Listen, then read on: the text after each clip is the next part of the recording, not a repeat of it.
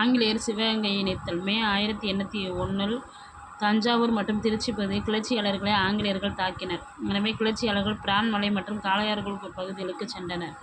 அதாவது ஆங்கிலேயர் சிவகங்கையை தன்னோட பகுதியோடு இணைக்கணும்னு சொல்லிட்டு என்ன பண்ணுறாங்க, மே 1801 தஞ்சாவூர் மற்றும் திருச்சி பகுதிகளில் கிளர்ச்சியாளர்களை ஆங்கிலேயர்கள் தாக்குறாங்க. கிளர்ச்சியாளர்கள் யார்? இந்த பாளையக்காரர்களை. அப்போ என்ன பண்ணுறாங்கன்னா, அந்த கிளர்ச்சியாளர்கள் எல்லாரும் எந்த பகுதிக்கு போய் தஞ்சம் அடைகிறானுங்களா? பிரான்மலை மற்றும் காளையார் கோயில். அது எல்லா பகுதிகளையும் சிவகங்கையை இணைக்கணும்னு சொல்லிட்டு ஆங்கிலேயர்கள் என்ன பண்ணுறாங்க, கிளர்ச்சியாளர்களை தாக்குறாங்க. எந்த வருஷம்? மே 1801. எந்த பகுதி கிளர்ச்சியாளர்களை? தஞ்சாவூர் மற்றும் திருச்சி பகுதி கிளர்ச்சியாளர்களை. அப்படி ஆங்கிலேயர் தாக்கும்போது இந்த கிளர்ச்சியாளர்கள் எந்த பகுதிக்கு போகிறாங்கன்னா, பிரான்மலை மற்றும் காளையார் கோயில் பகுதிக்கு. அவர்கள் மீண்டும் ஆங்கில படைகளால் தோற்கடிக்கப்பட்டனர். இப்போ என்ன பண்ணுறாங்க, ஆங்கிலேயர்களை எதிர்த்து போராடுற கிளர்ச்சியாளர்கள் எல்லாருமே ஆங்கில படைகளால் தோற்கடிக்கப்படுறாங்க. இறுதியில் சிறந்த இராணுவ வலிமை மற்றும் சிறந்த ஆங்கில இராணுவ தளபதிகளால் ஆங்கிலேயர் வெற்றி பெற்றனர். இந்த போரில் இறுதியில் யார் வெற்றி பெறதுன்னா, ஆங்கிலேயர்களே வெற்றி அடைஞ்சிடுறாங்க. கிளர்ச்சி தோல்வியுற்றதால் 1801 சிவகங்கையை ஆங்கிலேயர்கள் இணைத்து கொண்டனர். இப்போ என்ன பண்ணுறாங்க, ஆங்கிலேயர்கள் சிவகங்கையை தன்னோட பகுதியோடு சேர்த்துட்டாங்க.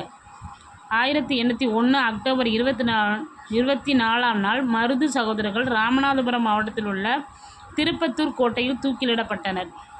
அந்த கொஸ்டின் ரொம்ப முக்கியம். அதாவது மருது சகோதரர்கள் எங்கே தூக்கிலிடப்பட்டாங்கன்னா, ராமநாதபுரம் மாவட்டம் திருப்பத்தூர் கோட்டை. அதுவே கட்டபொம்மன் எங்கே? கட்டபொம்மன் கயத்தாறில்.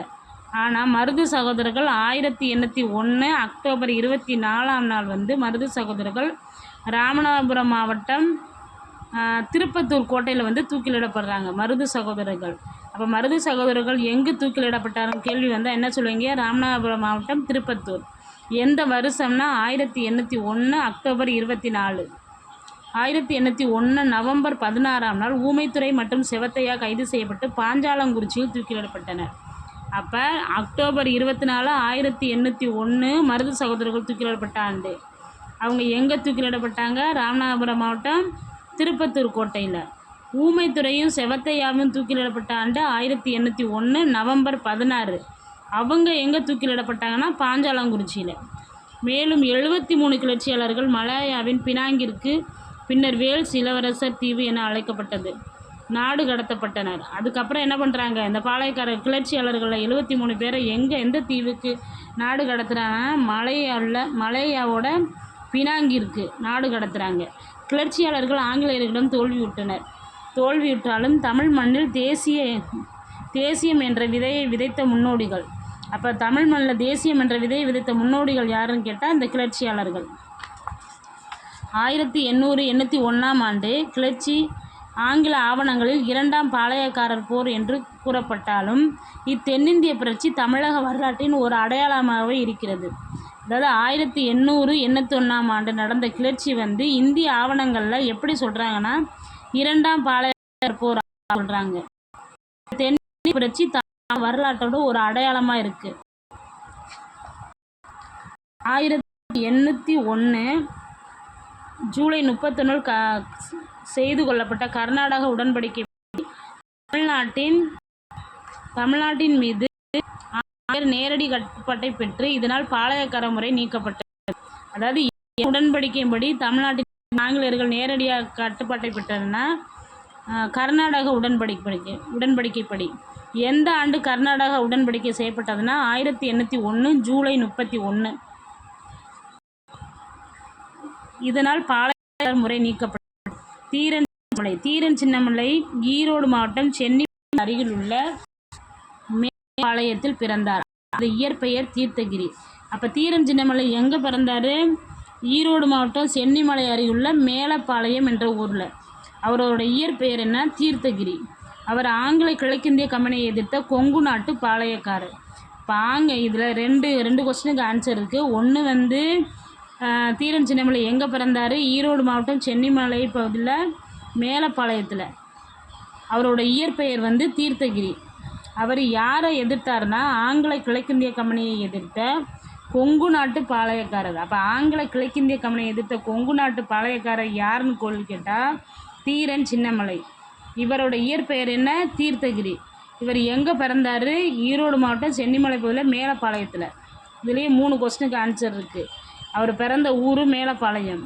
அவரோட இயற்பெயர் தீர்த்தகிரி. இது ஆங்கிலேயரை எதிர்த்த கொங்கு நாட்டு பாளையக்காரர் யாருன்னு கேட்டால் தீரன் சின்னமலைன்னு ஆன்சர் பண்ணணும். கொங்கு நாடு என்பது சேலம், கோயம்புத்தூர், கரூர் மற்றும் திண்டுக்கல் பகுதிகளை உள்ளடக்கிய மதுரை நாயக்க அரசின் ஒரு பகுதியாக உருவாக்கப்பட்டிருந்தது.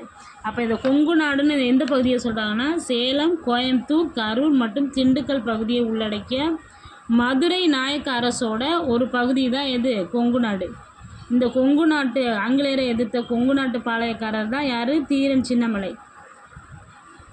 ஆனால் இப்பகுதி மைசூர் உடையார்களால் இணைக்கப்பட்டது. மைசூர் உடையார்கள் வீழ்ந்த பிறகு இந்த பகுதிகள் மைசூர் சுல்தான்களால் கட்டுப்படுத்தப்பட்டது.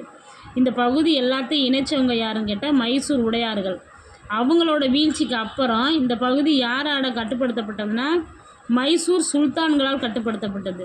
3 மற்றும் 4ஆம் மைசூர் போர்களுக்கு பிறகு கொங்கு நாடு முழுவதும் ஆங்கிலேயரின் வசமானது. 3, 4ஆம் மைசூர் போருக்கு அப்புறம் கொங்கு நாடு முழுவதும் யாரோட வசமாயிருச்சு? ஆங்கிலேயரோட வசமாயிருச்சு. தீரன் சின்னமலை பிரெஞ்சு இராணுவத்தின் நவீன போர் முறை பயிற்சி பெற்றிருந்தார். தீரன் சின்னமலை எந்த இராணுவத்தோட நவீன போர் முறை பயிற்சி பெற்றிருந்தார்னா பிரெஞ்சு இராணுவத்தோட நவீன போர் முறை பயிற்சி. இவர் திப்பு சுல்தான் பக்கம் இருந்து ஆங்கிலேயருக்கு எதிராக போராடி வெற்றி பெற்றார். இப்போ தீரன் சின்னமலை எந்த இராணுவ பயிற்சி பெற்றார்னா பிரெஞ்சு இராணுவத்தோட நவீன போர்முறை பயிற்சி பெறாரு. இவர் யார் பக்கம் நின்னார்னா திப்பு சுல்தான் பக்கம் இருந்து ஆங்கிலேயருக்கு எதிராக போராடி வெற்றி பெற்றார். திப்பு சுல்தான் இறந்த பிறகு இவர் ஓடா நிலையில் தங்கி ஆங்கிலேயரை தொடர்ந்து எதிர்த்து போராட அங்கு ஒரு கோட்டையை கட்டினார். தீரன் சின்னமலை எங்கே இப்போ நவீன போர்முறை பயிற்சி பெறாரு? பிரெஞ்சு இராணுவத்தில். யார் கூட நின்று ஆங்கிலேயருக்கு எதிராக போராடுறாரு? திப்பு சுல்தான்.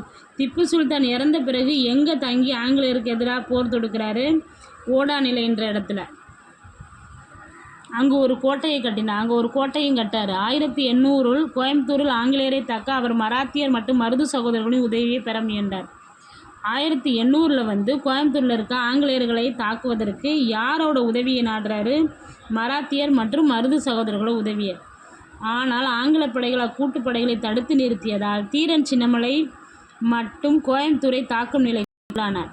படை யார் தடுக்கிறானா? இப்போ மராத்தியர் மருது சகோதரர்கள் படையை ஆங்கிலேயர்கள் தடுத்து நிறுத்திடுறாங்க. அப்போ யார் ஆங்கிலேயருக்கு எதிராக? தீரன் சின்னமலை மட்டும் நின்று அவங்களுக்கு எதிராக போராடுறாரு.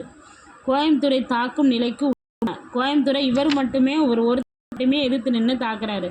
அதனால் அவரது படை தோற்கடிக்கப்பட்டது. அவர் ஆங்கில படைகளிலிருந்து தப்பித்து சின்னமலை, காவேரி நிலை மற்றும் அரச்சலூர் போன்ற பகுதிகளில் நடைபெற்ற போர்களில் கொரில்லா போர் முறையில் ஆங்கில படைகளை தோற்கடித்தார். இப்போ என்ன பண்ணுறாரு? அங்கே கோயம்புத்தூரில் எதிர்த்து போர் புரியும் போது ஆங்கிலேயர்களை ஜெயிக்க முடியல. அங்கேருந்து தப்பிச்சு வந்து எங்கேருந்து கொரில்லா போர் முறை நிகழ்த்துறாரு. தப்பித்து சின்னமலை, காவிரி, ஓடாநிலை மற்றும் அரச்சலூர் இந்த 3 இடத்துல இருந்து கொரில்லா போர் முறையில் ஆங்கில படைகளை தோற்கடிக்கிறாரு. இறுதி போரின் போது சின்னமலை தனது சமயக்காரர் நல்லப்பன் என்பவரால் காட்டி கொடுக்கப்பட்டதால் 1805 சங்ககிரி கோட்டையில் தூக்கிலிடப்பட்டார். அப்போ இந்த போரெலாம் முடிஞ்சு அவங்கள தோற்கடித்தப்போ கடைசி போர் நடந்துக்கிட்டு இருக்கும்போது இந்த தீரன் சின்னமலையை யார் காட்டி கொடுக்குறான்னா அவரோட சமயக்காரர் நல்லப்பனே காட்டி கொடுத்துட்றாரு. அதனால் தீரன் சின்னமலையை 1805 சங்ககிரி கோட்டையில் தூக்கிலிடுறாங்க.